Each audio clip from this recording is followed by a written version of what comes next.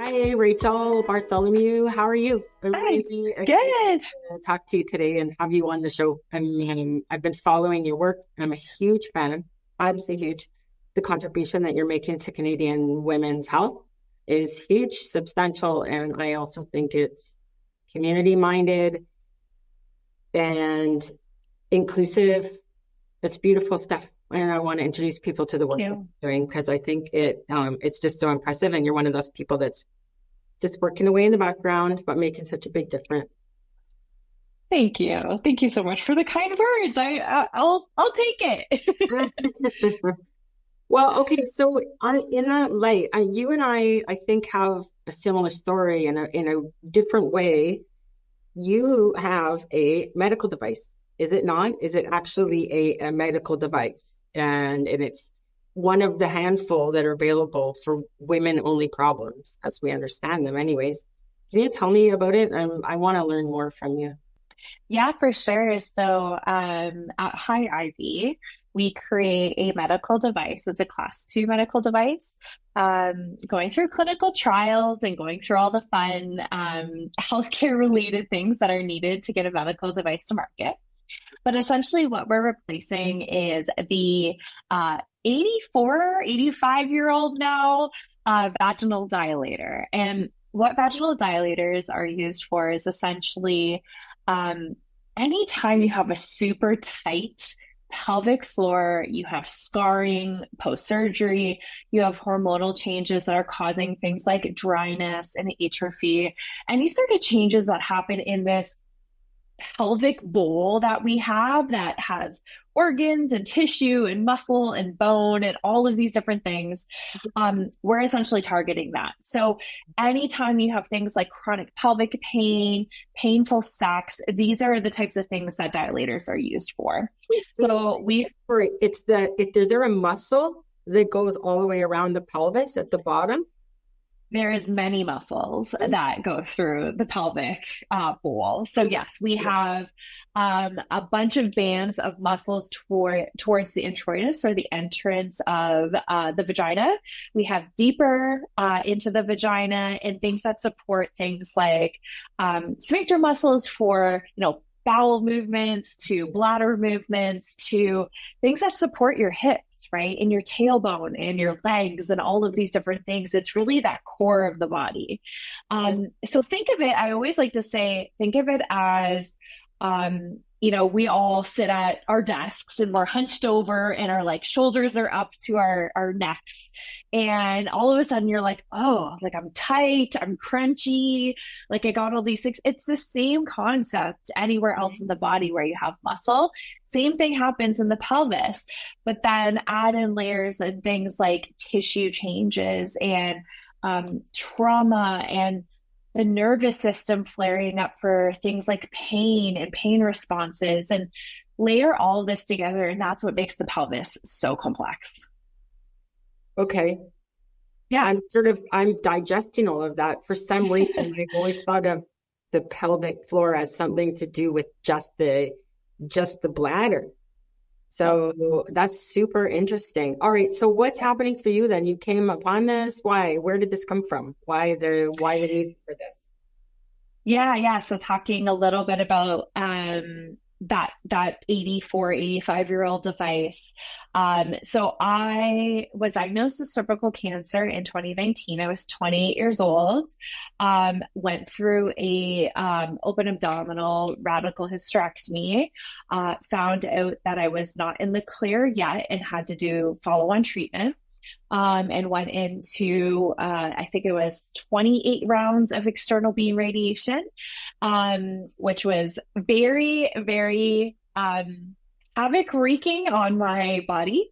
And so when I went through that process and I came out the other side, I was told you need to use this vaginal dilator. And I had had some experience with it in the past due to a different situation, and was like, oh, great, I got to dust off that puppy and bring her back out. And I was like, come on, it's been like 8 to 10 years. There's got to be some changes happened. And lo and behold, I realized change had not happened whatsoever in this space. So, wanted to really improve on that. Found out very quickly that a lot of cancer centers are handing out glass test tubes, that you use like for chemistry and like mixing and stuff like that in like high school chemistry class. They use those glass test tubes that you have to insert intervaginally. And that's for every other day for 5 years. Okay. Yeah, that's what everybody says. Sorry, glass. All right, fine. So this is your journey then. Yeah, it really is. It really is. So yeah, I just said there's got to be something more humane that we can do, and something that's a little bit more insightful. We have all of these things, like I've got my Aura ring on and all of these different connected devices that tell us about our bodies. Why can't we introduce something similar in this area while also performing the therapeutic kind of mechanical function that's needed to help treat these patients, but also track them? So this is the research part of it that I just absolutely love. Were you able to solve one of your own problems with the device as well? 100%. So, I mean, it was a really interesting process. I came up with this idea while, in treatment. I come out the other end and I'm like, okay, I'm going to start researching this and talking to everybody I can. Talked about 700 women, over 50 to 100 doctors. Really pulled together what I could from literature review, but realized very quickly we don't understand the chronic health population. Like, we truly don't understand when we have things like menopause, we have things like endometriosis, we have cancer, we have surgery, we have all these different changes happening. We don't understand the female body. So we spent about a year and a half gathering intel about the female body with willing participants. That kind of highlighted the potential for adding in, tracking and sensors. And now that we're at the other side with the device, I've been using this and gathering intel on my own vagina, which has been so interesting. I love learning about it. And it's been really, really amazing. I've seen my own results have been within 4 sessions of using the device. So it's been incredible. Congratulations. That's so cool. Thank you. It's tough. It is not for the faint of heart, that's for sure. The amount of regulations and certifications, and rightfully so. These are things that are needed to keep patients safe. And I wanted to make sure that I created something that A, doctors would want to support long term, and B, patients would feel comfortable using. And it was created by someone who was going through, and multiple people who have been going through similar challenges. Yeah. I'm an entrepreneurship nerd. I'm a terrible nerd. How do you get funding for women's pelvic health? Fundraising is a slog. It always has been, and it's even worse nowadays than ever before. VC and investor money is on the downturn right now. I think the biggest thing is you don't start there. You really start with the non-dilutive in the government, and getting some more support from friends and family, and putting your own skin in the game as well. I mean, that's a big piece of it. So we've raised about 2.5 or a little bit past that now in government funding.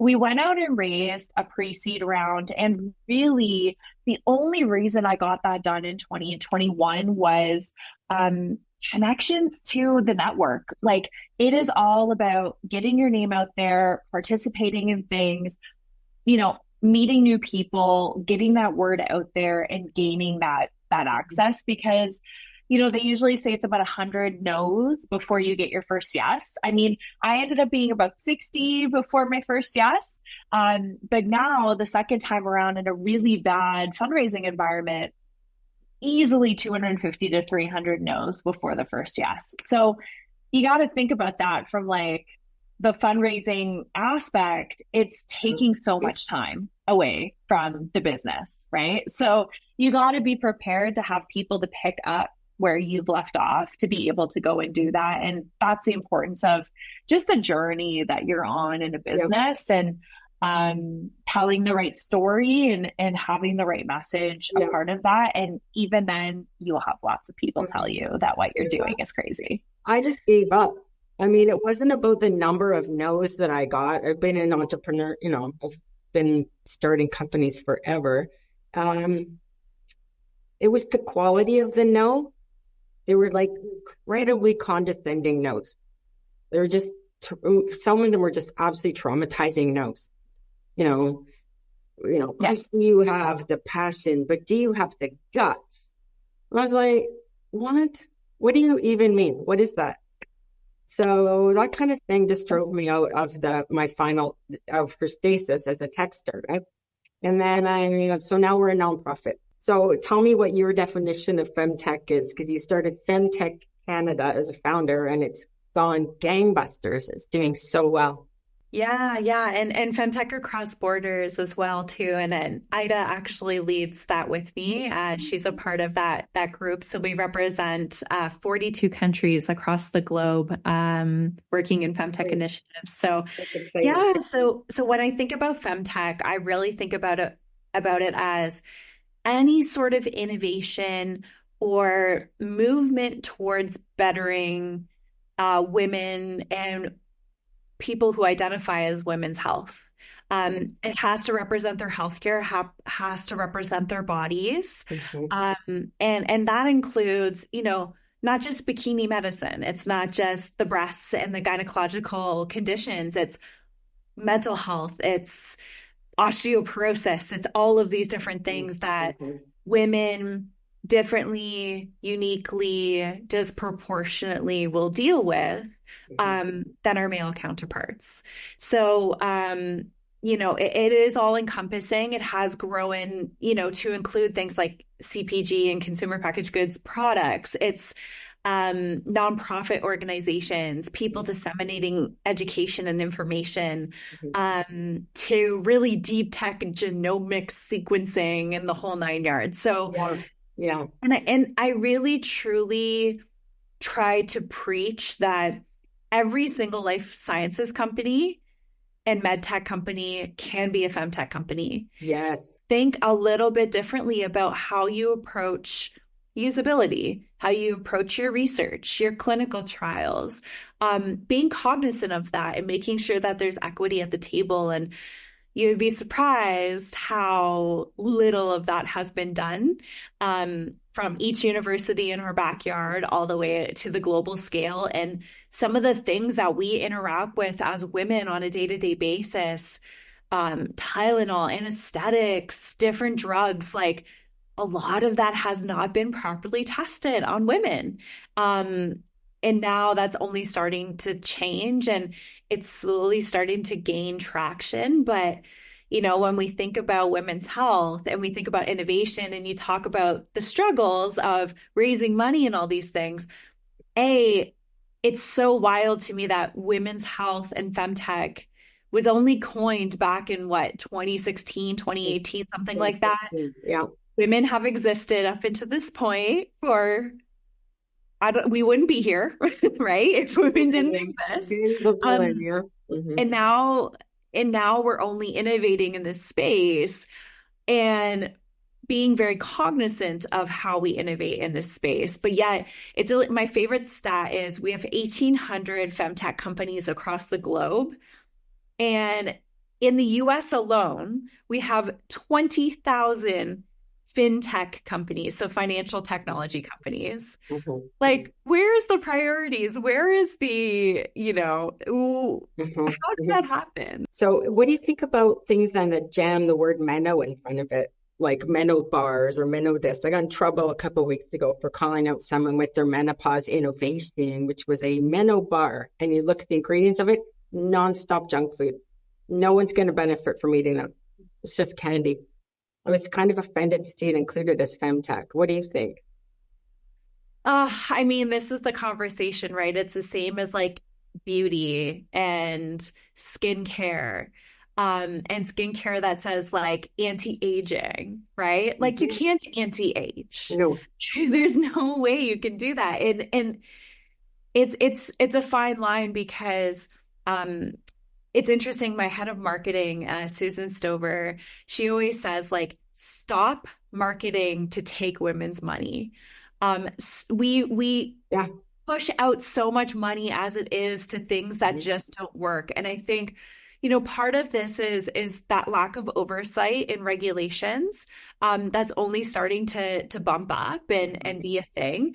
And the educated consumer, right? Like we tend to just go and buy these things, and we get promoted like hell, for these things. And we're told all these things by the media. I mean, like I'm getting into like conspiracy theory stuff, but like, it's kind of the way that we've always bought.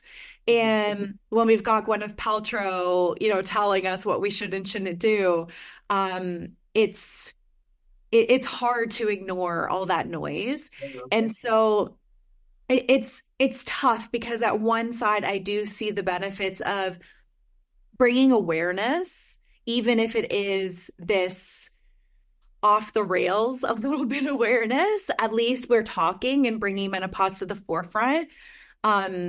But I think we're going to hit our industry is too young, unfortunately, in order to push some of this out and start to have more cognizant consumers. And it's the same conversation happening with Flow Health and Clue and all of these things and the investments that they had. Yeah. We'll eventually get there.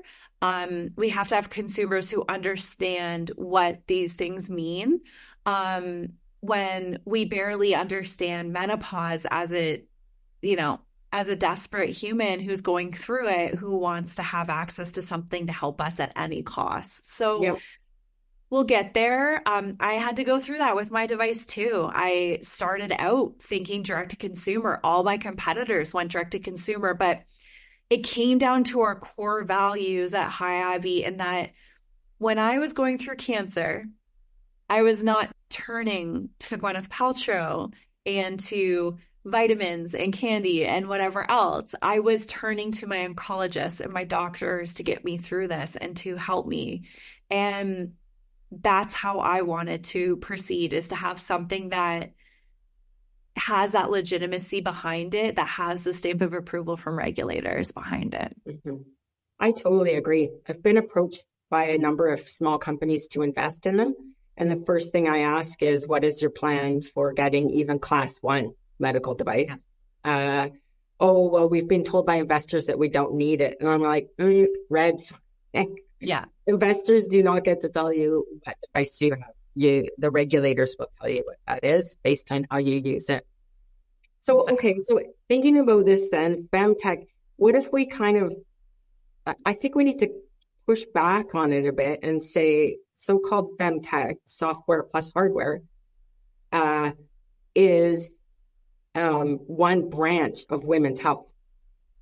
And I think what's happening is everything with, let's call it Meno or women's anything, is getting shoved under Femtech. And it just seems like the latest gold rush to me. I think I want to protect your brand. I want to protect the Femtech Canada brand. I think it's so important.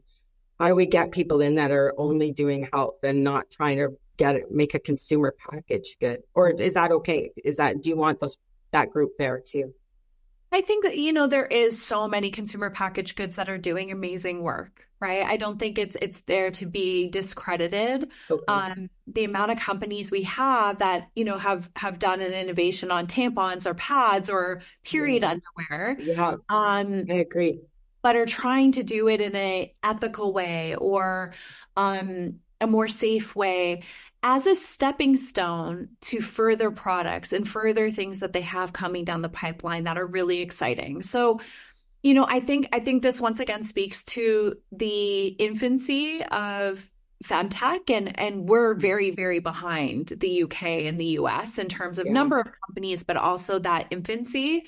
As we start to get there, these things start to shape and mold a bit more, right? And I mean, eventually one hit wonder products and products that, are just consumer base, didn't really pick up steam, will fall away, or they'll pivot and they'll change and they'll learn about the market and they'll continue to grow and innovate. So I think part of that comes into play is, and why Femtech Canada was created was let's get companies to the next stage in that growth, right? B, let's figure out how to fill the white spaces. But C, how do we try to bring resources to the table for these companies to not be afraid of exploring things like clinical trials, like regulations, like things, the tough things, right? We already are at a disadvantage of lack of investor funding and investor intention, right? And we all know that is one of the core pieces and the core funding pieces, whether it's the government, whether it's actual private investors. We need that funding to come in order to support those really tough, long timeline activities that require a lot of resources. So how can we figure out how to pull resources that make it a little bit less daunting, that slowly start to move that needle forward, while also being able to find funding to support those activities once they've decided to make that jump. So it's a bit of education and a bit of resourcing. So tell $100 million, what does this look like for us as a society? What would happen? So this is, you're government neutral. You don't care what government grants this, hopefully. What is it? What would it do for us? Funding in Canada is so limited.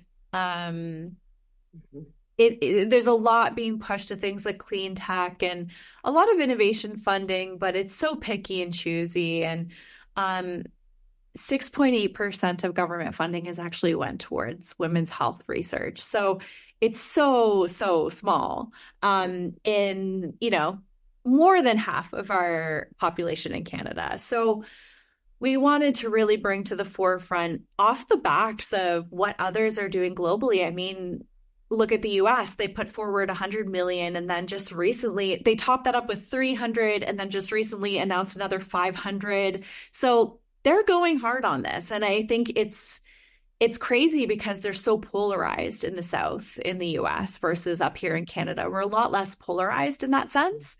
How do we bring these amazing opportunities that are growing like wildfire that can drastically change our healthcare system for the better and, half of our population to the forefront and educate those around us for this? So part of our ask was to bring that forward, to showcase the opportunity, and really go hard on the ask. So we've asked for 100 million from the government, Canadian, to essentially be deployed in 3 buckets. The first is a research arm, so supporting the research into women's health, doubling the current budget that was already given out for women's health, which was about 20 million. So we're asking for a total of 40 now to be allocated to this, but also to help that early kind of commercialization or commercialization thought around deploying research beyond the lab. That then steps into the next piece, which is our kind of scale piece, I guess you could say.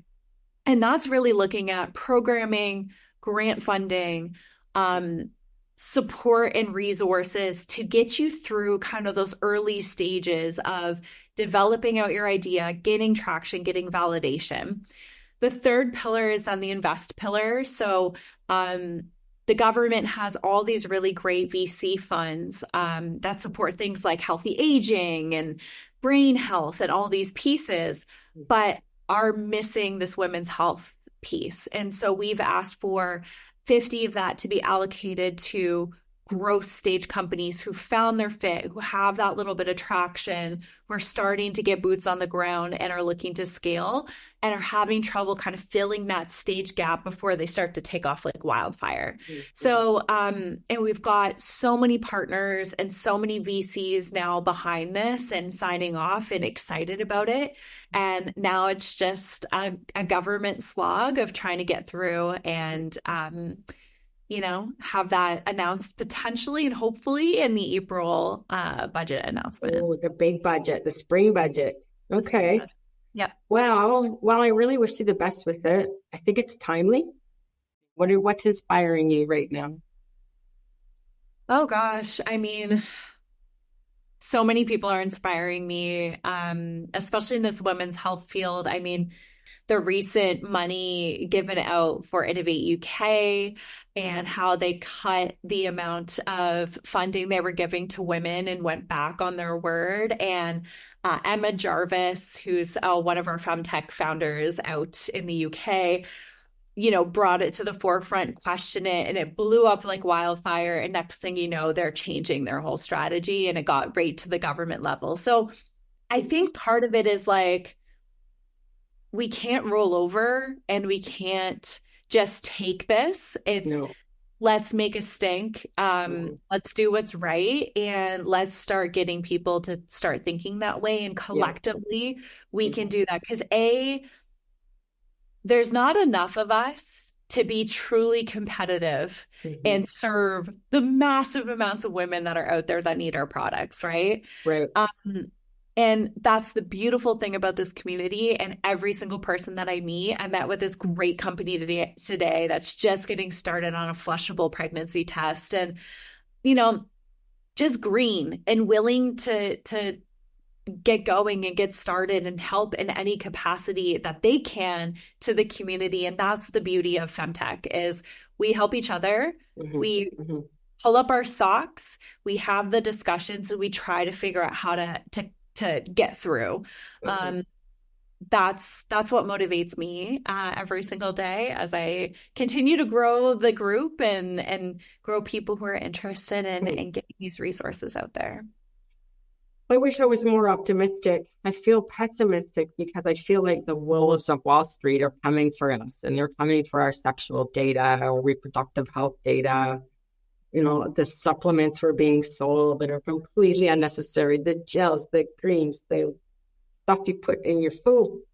I don't know. I want to feel more up to date, or I want to feel more positive about it, which is why I wanted to speak to you, because I don't think you're really optimistic, which I absolutely love. So I need some of that to rebuff on me. Thank you. I have a similar view of like, every day I go out and I talk to doctors and I talk to people and I hear some of the things that comes across, and I go, how did we survive? Like, how did humanity end up here with how we've treated women? And B, I do have a little bit of that pessimism of like, will I see true change in my lifetime?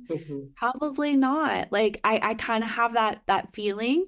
As much as we are just trying to pave the way and break down as many walls as we can, but we're talking about infrastructure. We're talking about the way that our schools were built on, that how we teach our children, to religious undertones, to cultural stigma, to so much stuff that takes centuries to build down, right? So, there's a lot happening, and it's really positive and it's really great in terms of that. But I think that there's a huge mountain to climb for a lot of us that, I do have that sentiment and that piece in the back of my mind as well. But, it takes a village. And I think that's the one thing that women are good at, is making our village and making it loud enough to be able to be heard. So, yeah. Well, that's a great message. I appreciate that. And I'm 54, so I'm a bit older than you. And I think maybe my pessimism's coming from the fact that it's the end of my career, right? And not closer to the beginning of it. And I know for a fact I have moved the needle in a bunch of different ways, but I'm not willing to look back on it yet and go, okay, done. Because I don't feel done. Yeah. I still have... we all play a part, right? We all play a part, and who knows, right? Like, who could see your videos and be inspired and take that next step? And I think that's the biggest thing for me with Femtech Canada, with Hyivy, with Femtech Across Borders, is how can I create the space to then allow others to like, it doesn't need to be owned by me and move forward by me. I'm just here to facilitate that next spark that can take and run with it, right? And that's the most important thing in this place right now. Give me what's up then, Rachel. What's your final message for us all? How do you what do you want to say to everyone that's watching our video today? For sure. I mean, if you are a femtech company, or you're looking to start a femtech company, or you're just interested in women's health, we'd love to have you part of the conversation, Canada or beyond. I mean, I am not discriminatory by any capacity, but we'd love to have you. Femtech.ca is the website. We have a Slack channel. We have a community there. We'd love to support you. We'd love to help you in your journey in any capacity. Hyivy is always looking for participants for our focus group. So it's hyivy.com, where you can sign up if you're a clinician or a patient just going through gynecological and pelvic health issues. And if you're in another country and your country doesn't have femtech resources, we also want to help you get set up. So Femtech Across Borders.com is our website, and that can connect us get us connected so that we can help you start something to support your women's health founders in your country. So. Thank you so much, Rachel. That was really inspiring, and I learned a lot from you today. And I know everyone else is going to as well. Hey, thanks for listening. Please leave your thoughts, experience, and ideas for other topics in the comments section below.